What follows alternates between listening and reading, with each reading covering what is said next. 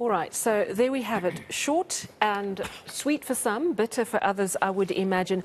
Yeah. He starts by saying, I'm not going to make a lot of changes because, you know, in a year's time, elections, and then actually makes quite Sweeping a few really big changes. So I was scribbling furiously to try and, you know, but obviously the big announcement, the big one that we all wanted to know about, absolutely spot on. Kgosi and Soramakgopa, as you say, all that engineering experience, has been in charge of infrastructure and investment in the presidency. He's the guy who's tasked with trying to, you know, when we say reduce load shedding, let's not forget that load shedding is an effort to make sure the grid doesn't collapse. So he's there to make sure there's enough power so that we don't need to institute load shedding. Making the point, and I'd like some input from both of you about what that role is, because he makes it clear it's a political role, but it's also to implement the energy action plan, but to coordinate everything. Is that was that your understanding as well, JJ? Absolutely, because there's been chaos.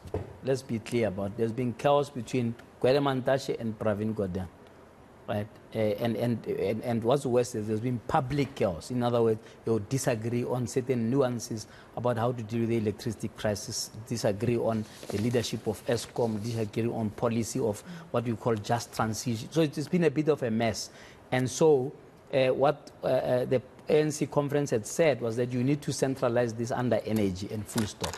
The president didn't do that. Instead, he's getting another minister, give them the same mandate to say, please make sure there's no chaos. There is movement of, you know, political coherence. And you, right? and you said this is probably the best person. No, I think he'll be great. He's a hard worker.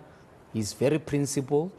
You know, he's a politician, like all the politicians. So let's not wax lyrical too much about whether or not he'll have his hands clean. But if we're talking just about capacity, he's got capacity and to spare.